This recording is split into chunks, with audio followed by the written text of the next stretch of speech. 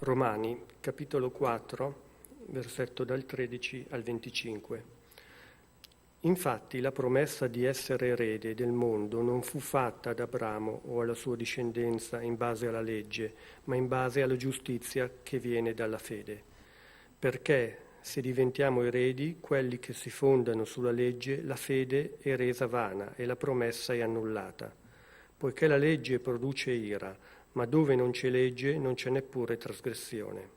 Perciò l'eredità è per fede, affinché sia per grazia, in modo che la promessa sia sicura per tutta la discendenza, e non soltanto per quella che è sotto la legge, ma anche per quella che discende dalla fede d'Abramo. Egli è padre di noi tutti.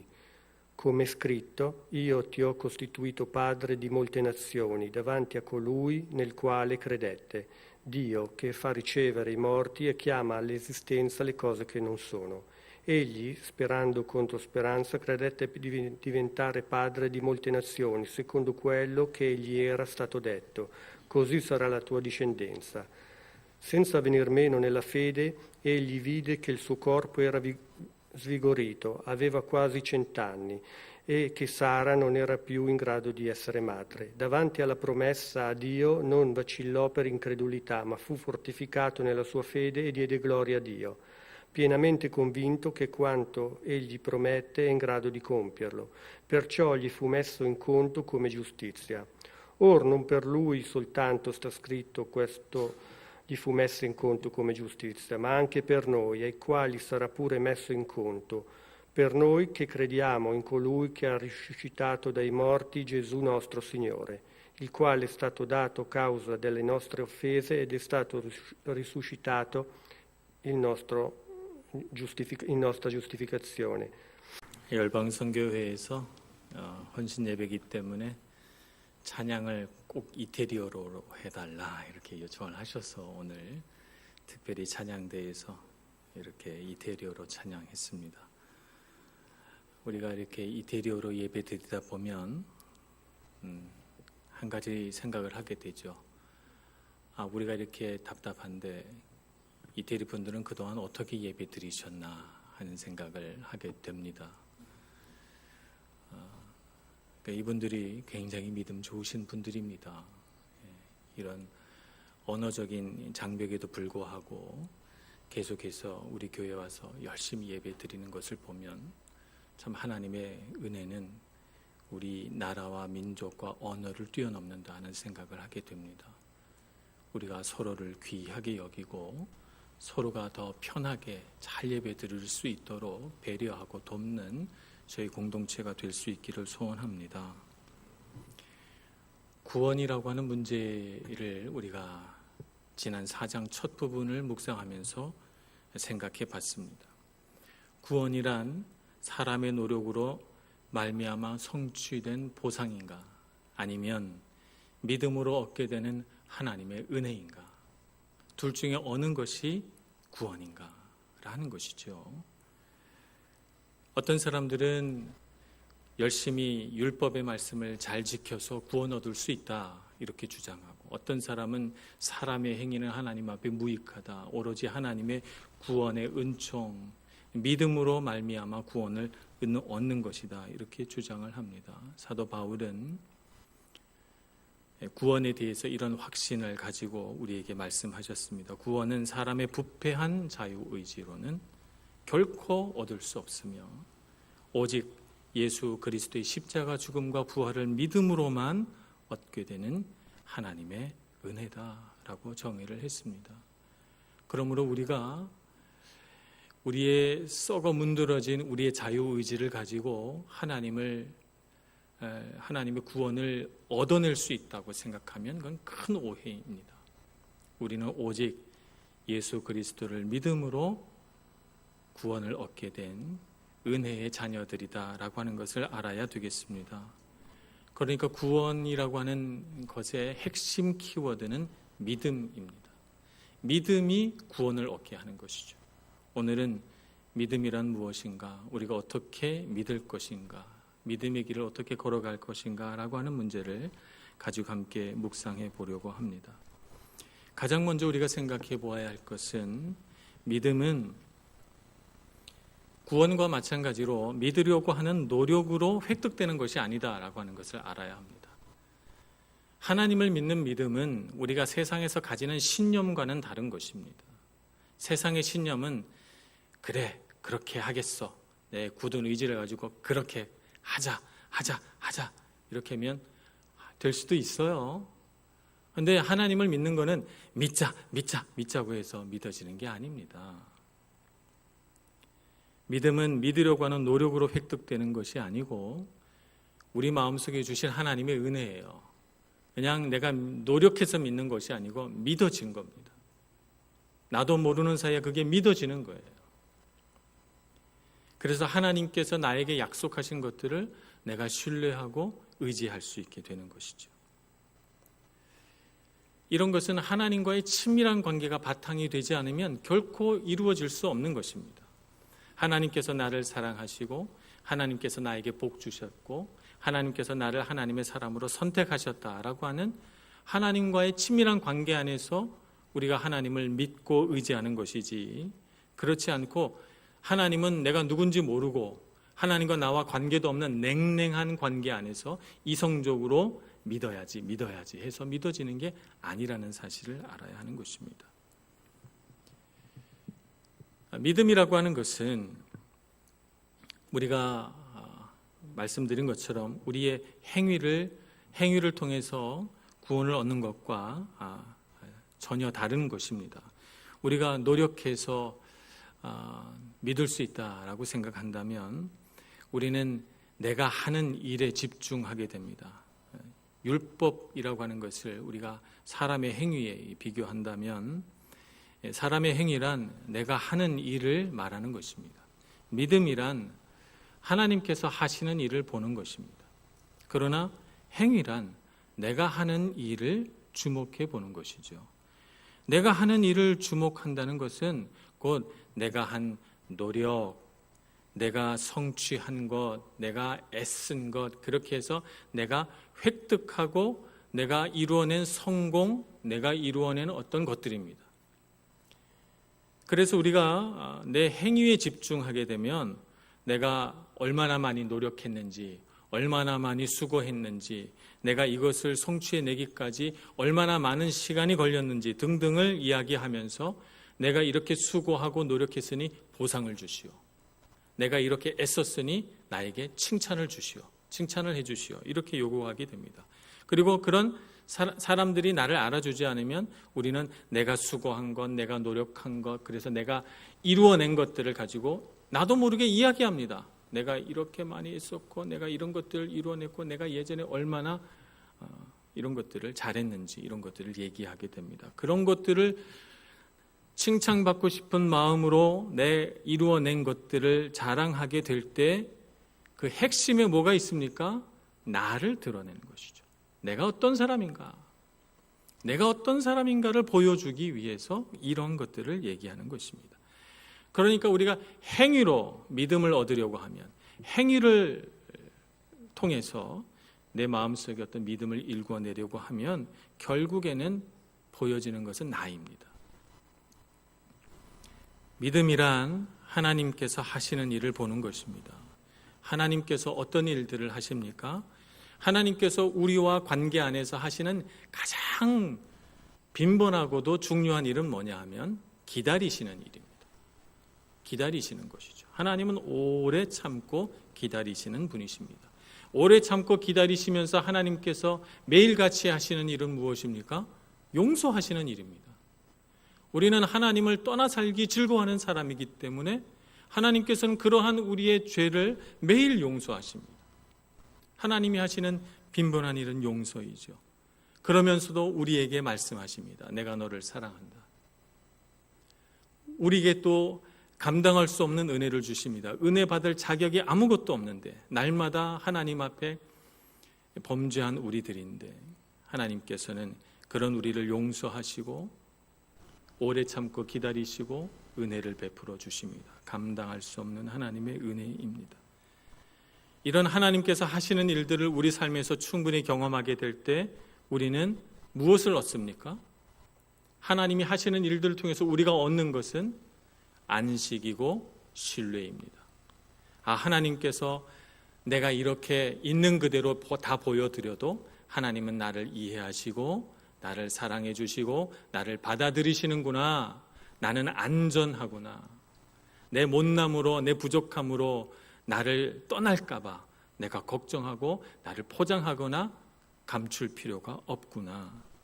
하나님은 좋은 분이시구나 라고 하는 깨달음 속에서 하나님을 신뢰하고 우리 마음속에 안식을 얻고 위로함을 얻고 그리고 하나님을 향해 친밀하게 나아가서 감히 바랄 수 없는 기도를 하나님 앞에 하게 됩니다. 하나님 이것도 주시고 이것도 주세요. 하나님 나를 더 많이 사랑해 주세요. 등등 우리가 하나님 앞에 여러 가지 것들을 이야기하게 됩니다. 이것은 하나님의 자녀로서의 친밀감에서 말씀드리는 것이죠. 이런 과정을 통해서 우리는 우리의 믿음 생활을 통해 누구를 드러내게 됩니까? 하나님을 드러내게 됩니다. 우리가 행위에 집중해서 내가 얼마나 하나님 잘 믿느냐, 내가 얼마나 수고했느냐, 헌신했느냐라고 하는 데 집중하게 되면 결국은 드러나게 되는 것은 나고, 하나님께서 하시는 일들을 보고 그것을 누리고 그것을 생각하게 되면 나타나는 것은 하나님이십니다. 사람의 노력으로 하는 신앙생활과 하나님께서 주신 믿음으로 하는 신앙생활은 이렇게 완전히 다릅니다. 나의 삶 가운데서 하나님께서 하신 일들을 돌아보기를 원합니다. 어느덧 한 해가 다 지나가고 이제 2달밖에 남지 않았습니다. 올 한 해 동안 하나님께서 어떤 일을 하셨을까요? 아니, 오늘까지 내 인생 가운데 하나님께서 어떤 일들을 하셨습니까? 어떤 순간 나는 하나님을 찾았고 어떤 순간 하나님께서 내 삶에 개입해 오셨으며 하나님께서 내 삶 가운데 일으켜내신 일들은 어떤 일입니까? 하나님께서 하셨다라고 말할 수밖에 없는 우리 인생의 사건들 앞에서 나는 어떻게 변화됐습니까? 우리 믿음의 삶을 뒤돌아볼 일입니다. 하나님께서 우리 삶 가운데 하신 일들을 묵상할 수 있기를 소원합니다.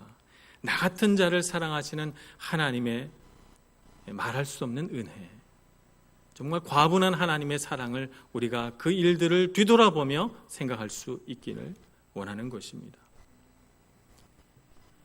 그럴 때마다 우리 마음속에서 울려나오는 것은 감사죠.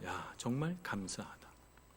어떤 자료에 따르면 사람이 태어나서 아빠, 엄마라고 하는 이 단어 다음으로 배우는 말이 감사하다라고 하는 말이라고 합니다. 그래서 부모들이 아이들이 그 말을 배울 때 제일 많이 하는 말이 뭐냐면 감사하다고 그래. 사탕 주면 집사님께 감사하다고 그래.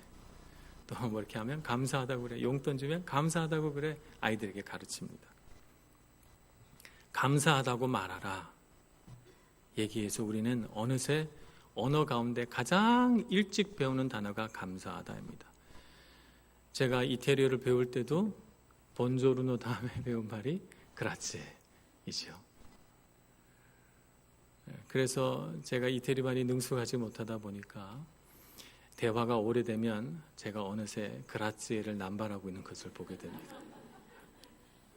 상황과 맥락에 맞지 않은데도 딱히 할 말은 생각나지 않은데 말은 해야 되겠고, 그러다 보니까 자꾸 제가 그라치에 하고 있는 제 자신을 보면서 집에 돌아와 가슴을 치고 왜 나는 이태리어를 이 정도밖에 못하나, 이렇게 제가 한심하게 생각할 때도 많이 있었습니다만, 익숙한 만큼 의미가 퇴색된 단어, 감사하다라는 단어입니다. 그래서 우리가 하나님 앞에서도 얼마나 무미건조하게 감사하다, 내가 그 의미를 다 깨닫지도 못한 채 감사하다 말하는지 모르겠습니다. 미국에 있던 실제 사건입니다. 한 여인이 산악자전거 타는 일을 좋아해서 친구 한 사람과 같이 산악자전거를 타고 로키산으로 올라갔어요. 뭐 깊은 산으로 들어간 건 아니고 자전거를 탈 수 있을 만큼 좀 이런 험한 산입니다. 산악자전거를 저는 뭐 이렇게 즐겨 타지 않으니까 잘 모릅니다만 그 울퉁불퉁한 산길을 돌아가는 것이 굉장히 스릴 있고 재미있다고 합니다. 자전거를 타고 한 고개를 넘어서 내리막길을 가는데 커브 도는 곳에 자전거 하나가 이렇게 탁 버려져 있는 거예요. 누가 이 깊은 산속에 자전거를 버렸을까 생각해 보니까 자전거를 버리려면 그냥 자기가 사는 동네에다 버리지 깊은 산까지 끌고 와서 버릴 일은 없잖아요. 그런 수고를 뭐하러 하겠어요. 그래서 뭔가 이상하다라고 생각하는 순간 자신도 그 커브길을 돌았습니다. 그 순간 큰 갈색의 동물이 이 여인을 덮칩니다. 그리고 목을 물고 끌고 가죠. 아메리카에만 살고 있는 제규어라고 하는 사자처럼 생겼으나 갈색이 띄고 있는 그런 동물입니다. 무시무시한 이 동물에게 목이 물려서 끌려가며 정신이 희미해지고 온몸에 힘이 빠지는데, 사람이 죽음을 눈앞에 두게 되면 인생이 지나간다고 하지 않습니까? 그 여인에게 갑자기 한 사람이 떠올랐어요. 자기 남편입니다. 3일 뒤면 결혼 3주년 기념일이라고 우리 정말 축하 파티를 하자 이렇게 약속을 했었는데, 갑자기 남편의 얼굴이 딱 떠오르면서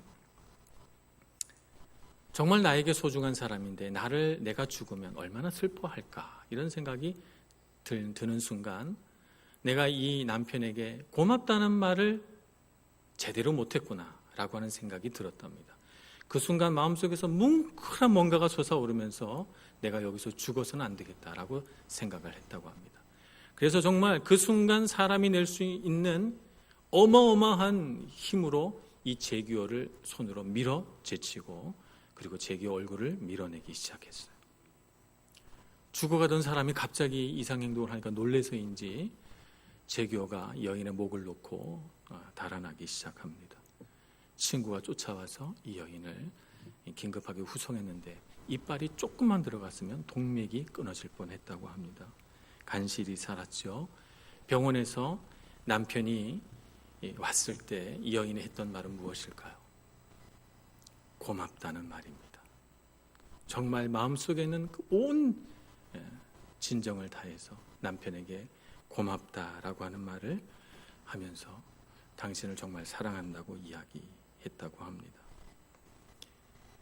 우리는 하나님의 은혜로 믿음의 길에 서 있게 되었습니다. 죄에게 물려 어둠으로 끌려가다가 예수 그리스도의 십자가 은혜로 구원받은 우리들이죠.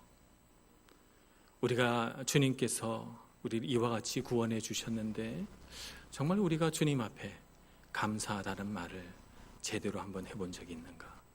한번 생각해 볼 일입니다.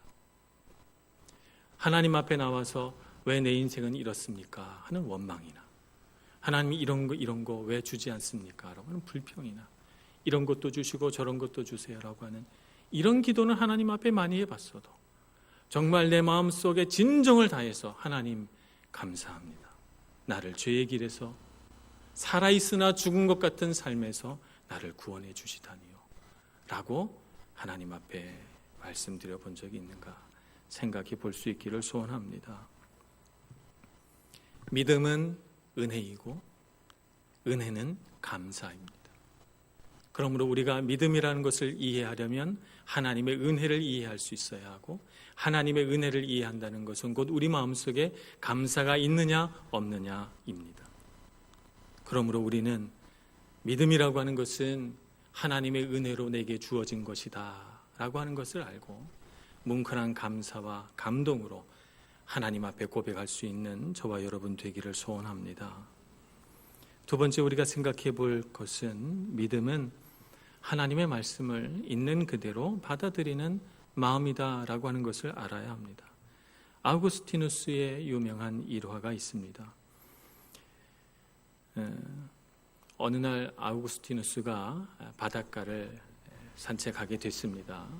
그는 북아프리카 카르타고 출신이기 때문에 북아프리카 해안 지중해 연안을 이렇게 걸어가고 있었죠. 그가 요즘 고민하고 있는 것은 삼위일체 하나님의 신비에 대해서 책을 쓰는 일이었습니다. 바닷가를 거닐고 있는데 한 아이가 바닷가에 모래에다가 구멍을 파놓고 거기다가 바닷물을 두 손으로 이렇게 그 작은 손으로 바닷물을 담아다가 이렇게 구멍에다가 계속 채우고 있는 거예요. 그 하는 일이 너무 귀엽기도 하고 또 왜 저런 일을 하고 있을까 궁금하기도 해서 너 뭐 하고 있니? 이렇게 물어봤습니다. 그랬더니 이 아이가 대답하기를 저는요 바닷물을 다 떠가지고 이 구멍 속에다 다 집어넣을 거예요. 그래서 바다를 다 말려버릴 거예요. 이렇게 대답했다는 것입니다. 아이가 할 수 있는 말이라고 생각하고 웃으며 지나갔지만 주님께서 그 순간 아우구스티누스의 마음에 강하게 역사하신 말이 있습니다. 네가 어찌 너의 그 작은 알량한 지식으로 하나님의 그 무한한 하나님의 능력과 그 지식을 다 담으려고 하느냐라고 하는 천둥 같은 하나님의 말씀이었습니다. 사람은 하나님을 알기에 너무나도 부족한 사람입니다. 하나님 우리가 다 알기에는 너무나도 크신 분이십니다. 우리는 하나님을 다 알 수 없습니다. 그런데도 불구하고 우리는 하나님을 알아야만 믿겠다고 말합니다. 하나님을 이해할 수 없으니까 믿을 수 없다고 말합니다. 하나님을 이해하는 것이 가능합니까? 하나님을 다 아는 것이 가능한 일입니까?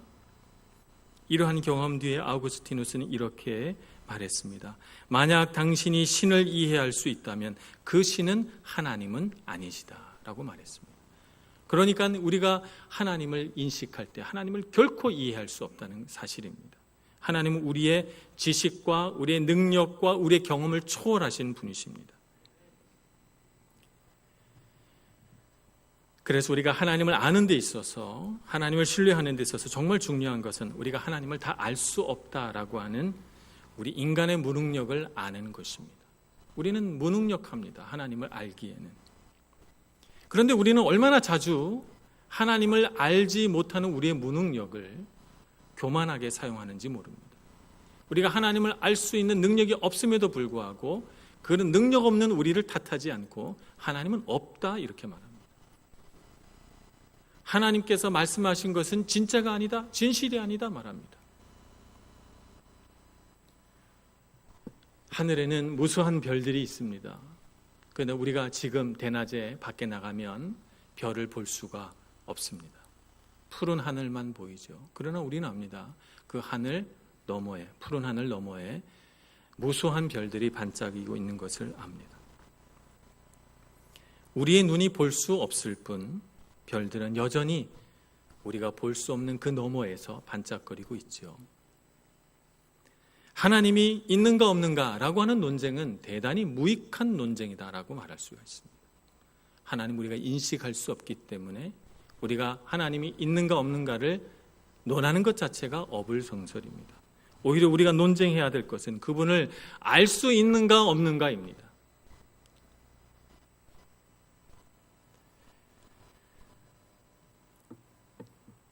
사람은 한계가 분명한 존재입니다. 우리의 무능력을 알 때 우리는 하나님을 이해할 수 있는 길이 열립니다. 하나님의 그 무한한 지식 가운데 그 조금이라도 우리는 받아들일 수 있게 되는 것입니다. 하나님께서 우리 사람을 대하시는 하나님의 방식을 이해할 수 있게 됩니다. 장깔뱅은 이렇게 말씀하였습니다. 하나님은 연약한 우리에게 적응하신다 이렇게 말씀하셨습니다. 그래서 하나님은 우리 사람의 눈높이로 내려오셔서 하나님의 언어가 아닌 우리 사람이 이해할 수 있는 언어로 말씀하시기 시작하셨습니다. 그래서 하나님의 말씀이 기록이 되었고 하나님은 이 하나님의 말씀 가운데서도 우리가 더 잘 이해하라고 비유와 상징으로 말씀하십니다. 그래서 우리는 하나님의 말씀을 읽고 그 말씀을 받아들일 때 하나님께서 이렇다고 말씀하시면 내 머리로 다 이해할 수 없지만 다 알 수 없지만 하나님이 그렇다 하시니 그런 것으로 받아들이는 것입니다. 이것이 믿음입니다. 창세기 15장에 하나님께서 아브라함을 캄캄한 밤하늘을 가리키며 말씀하십니다. 내가 너의 자손을 이 하늘의 별과 같이 많게 하겠다. 하나님께서 어떻게 하실 것인지 어떤 방식으로 언제 하실 것인지 아브라함은 이해할 수 없었습니다. 다 알 수 없었습니다. 그러나 하나님이 그렇게 말씀하시니 그런 것으로 받아들입니다. 창세기 15장 6절은 아브라함이 이것을 믿으니 그의 믿음을 의로 여기셨다 이렇게 기록하고 있습니다. 있는 그대로 받아들이는 마음, 하나님께서 말씀하실 때 그 말씀을 있는 그대로 받아들이는 마음이 믿음입니다. 이 믿음이 하나님을 신뢰하고 믿는 믿음의 출발점인 줄 알고 이와 같은 순수한 어린아이 같은 믿음으로 하나님을 믿으시는 여러분 되시기를 축복합니다. 그러나 믿음은 그것이 전부는 아닙니다. 믿음은 성장합니다. 있는 그대로 하나님의 말씀을 받아들여야 하지만 그러나 우리 마음속에 의문이 생기는 것은 또 어쩔 수 없습니다. 하나님은 정말 나를 사랑하실까? 하나님은 정말 내 기도를 들어주실까? 하나님은 정말 말씀하시는 대로 이루실까? 라고 하는 의문들이 우리 마음속에서 솟구쳐 나오는데 우리가 이 의문과 의심을 다루어내지 않으면 믿음은 성장하지 못합니다. 우리 마음속에 숨겨진 이런 의심, 이런 의문들을 가지고 있을 때 우린 죄책감을 느낍니다. 부끄럽다고 생각합니다. 그래서 우리는 안 그런 척합니다. 하지만 우리 마음속에는 그런 것들이 있죠. 사람들이 나를 믿음 없는 사람으로 볼까 봐 우리는 우리 마음속에 일어나는 이런 의심들을 억압합니다. 안 그런 척하고 내리는 그렇게 생각하면 안 돼. 그런 의문을 가져서는 안 돼. 자, 이런 나의 마음속에 생각나는 이런 의문과 의심들은 사라져 버려야만 돼. 머리를 흔들고 털어버리려고 합니다. 그런데 그러면 그럴수록 점점 더 내 마음속에 들어와서 내 연약한 믿음을 흔들고 나를 믿음 없는 사람으로 만들어 가려고 하죠. 우리는 이런 의심과 의문을 믿음을 자라나게 하는 하나님의 도구로 삼아야 할 줄로 믿습니다. 이런 의심과 회의는 우리를 혼란케 하려는 것이 아니고 우리의 믿음 없음을 드러나게 하려는 것이 아닙니다. 오히려 이런 의문을 하나님 앞에 가지고 나와 씨름하며 우리의 믿음이 자라나게 되는 것입니다. 믿음 안에서 갖는 이러한 의문은 세상에서 말하는 회의주의와는 다릅니다. 회의주의는 고의적으로 의심하는 거예요. 고의적으로 일부러 의심하는 거고 하나님 안에서 갖는 의문은 불신앙과는 다른 것입니다. 하나님을 믿지 못하겠다라고 하는 이러한 생각과는 다른 것입니다. 믿음을 성장시켜 나가는 의심은 믿음을 가진 상태에서 불확실한 것들을 하나님 앞에 질문하고 또 생각하면서 진리에 도달하고자 하는 열정이고 마음인 것입니다.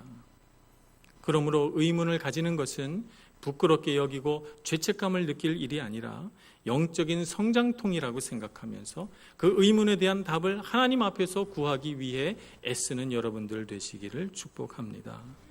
우리 인간의 연약함, 인간의 어리석음, 하나님을 충분히 신뢰하지 못하고 망설이고 있는 이 마음이 우리 마음속에서 의심과 의문을 일으켜냅니다. 그렇기 때문에 우리의 신앙생활은 이러한 의문과 의심과 싸우는 끊임없는 전쟁이다라고 말할 수가 있습니다. 아브라함이 15장에 하나님을 믿고 그 믿음을 의로 여기셨다라고 드렸는데 15장 이후에 아브라함의 삶을 살펴보면 이 믿음과는 다른 배치되는 상황들이 연이어서 나타납니다. 16장에 하나님을 믿었다고 했는데 하갈을 통해서 이스마엘을 낳습니다. 하나님을 잘 모르는 무지 때문에 하나님께서 어떻게 아브라함의 자손을 하늘의 별과 같이 만드실지 하나님의 때와 하나님의 방법을 모르기 때문에 그는 사람의 방법으로 사람의 때에 자식을 얻고자 합니다. 사람이 하는 방법과 사람의 노력으로 하나님의 일을, 하나님의 약속을 성취하려고 하는 욕심을 부립니다. 그래서 그는 실수합니다.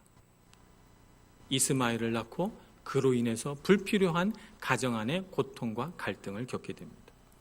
17장을 보니 99세에 이른 아브라함의 모습을 보여주고 있습니다. 1년 후에 내가 너에게 아들을 주겠다 이렇게 하나님께서 말씀하시니까 하나님 앞에 엎드려 하나님의 말씀을 듣던 아브라함은 속으로 이렇게 생각합니다. 17절 말씀, 아브라함이 엎드려 웃으며 마음속으로 이르되 100세 된 사람이 어찌 자식을 낳을까? 사라는 90세니 어찌 출산하리요? 그래서 자기 마음에 있는 걸 다 말씀을 못 드리고 하나님께 이렇게 이야기합니다. 이스마엘이나 하나님 앞에 살기를 원하나이다. 아브라함은 분명히 믿음이 있었습니다.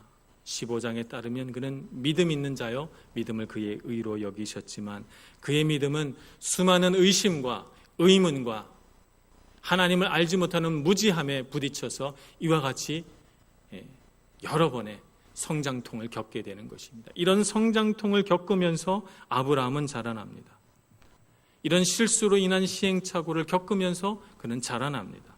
그래서 16장, 17장, 19장 계속해서 그의 삶의 시행착오들을 통해서 자라나는 모습을 보게 됩니다. 하나님은 아브라함의 연약한 믿음을 나무라지 않으십니다. 오히려 아들의 이름을 이삭이라 하라 이렇게 말씀하십니다. 저는 이것이 하나님의 유머 코드라고 생각합니다. 하나님께서 아브라함이 웃으시는 걸 알았습니다. 아브라함이 웃는 것을 알았습니다. 그래서 의문과 의심의 웃음을 하나님을 신뢰하는 감사의 웃음으로 바꿔주기 위해서 하나님의 언어 유희를 보여주고 있는 것입니다. 이삭, 웃음이라고 지어라 라고 말씀하시는 것이죠. 우리 삶에 아브라함과 같은 역사가 일어나야 될 줄로 믿습니다. 하나님의 말씀이 온전히 믿어지지 않아서 믿음은 있으나 끊임없이 의심하며 그런 일이 일어나겠어? 그런 일이 있을 수 있겠어? 생각하며 웃는 우리에게 하나님을 신뢰하는 감사의 신뢰의 웃음이 지어지기를 소원하는 것입니다. 하늘의 별과 같이 하겠다는 하나님의 약속은 낮에는 보이지 않습니다. 그러나 보이지 않는다고 사라진 것은 아닙니다. 하나님은 보이지 않아도 이해할 수 없어도 믿음을 가질 수 있도록 아브라함을 성장시켜 가십니다. 기다림의 시간이 10년, 20년, 30년이 지나갈수록 아브라함의 믿음은 성장해 갑니다. 그래서 15장으로부터 한참이 지난 22장에 이르러 하나님은 이해할 수 없는 말씀을 아브라함에게 던집니다. 내 아들 이삭을 나에게 바치라. 그 순간 아브라함은 하나님의 말씀이 정말 이해되지 않고 받아들여지지 않았지만 그러나 하나님께서 말씀하시니 하나님께서 오르시다, 하나님이 맞다라고 생각하고 말없이 짐을 꾸려 이삭을 데리고 모리아산을 향합니다. 성숙한 아브라함의 믿음이 보여지고 있는 것입니다. 우리도 이 세상을 살아가면서 얼마나 자주 내가 원하는 때에 내가 원하는 방법으로 하나님의 말씀이 이루어지지 않는다고 불평하는지 모릅니다. 하나님 언제까지입니까? 하나님 얼마나 오래 참고 기다려야 됩니까? 이렇게 하나님 앞에 외칩니다. 그러나 하나님은 우리를 잊지 않으시고 우리가 볼 수 없는 그 너머에서 하나님께서는 일하시며 반드시 우리 삶 가운데 하나님의 능력과 은혜를 보여주실 줄 믿습니다. 그러므로 우리는 하나님께서 말씀하실 때 믿음으로 순종할 수 있어야 되겠습니다. 우리 마음속에 일어나는 의심을 가지고 나는 왜 이럴까 죄책감을 갖지 마시고 그런 의심과 의문들을 사라져 버려야만 돼라고 자꾸 억압하거나 옆으로 밀어놓지 마시고 열심히 하나님 앞에 가지고 나가 믿음 있는 자가 되기 위하여 의문과 의심과 싸우며 승리하는 여러분들 되시기를 축복합니다. 아브라함처럼 우리 삶에 숱한 실패와 실수와 시행착오가 있다 할지라도 믿음을 가지고 주님 앞에 살아가는 한 우리는 반드시 성장할 것입니다. 그러므로 한 장소에 머물러 그대로 있는 신앙인이 되지 마시고 성장하는 여러분들 되시기를 축복합니다. 이것이 바로 아브라함의 믿음의 상속자가 되는 것입니다. 어두운 밤에는 하늘의 별들을 보며 하나님의 약속을 믿고 별이 보이지 않는 낮에도 하나님의 약속은 변함없이 그 푸른 하늘 너머에 있음을 알고 하나님을 신뢰할 수 있는 저와 여러분이 되기를 소원합니다. 그래서 하나님을 믿는 믿음의 상속자가 되어서 우리 눈에 보이지 않아도 다 이해할 수 없어도 믿음으로 순종하는 저와 여러분 되기를 간절히 소원합니다. 기도하겠습니다. 자비로우신 하나님, 저희들에게 믿음을 주셔서 하나님의 은혜를 누리게 하시니 감사합니다. 하나님의 말씀이 있는 그대로 믿어지는 그날까지 저희들을 성장시켜 주시고 하나님이 그렇다 하시면 그런 줄 알고 믿음으로 순종할 수 있을 때까지 하나님 앞에 믿음으로 나아가며 하나님의 말씀을 믿기 위하여 분투하며 영적 전쟁에서 승리할 수 있는 저희들 다 되게 하여 주시옵소서. 예수님의 이름으로 기도합니다. 아멘.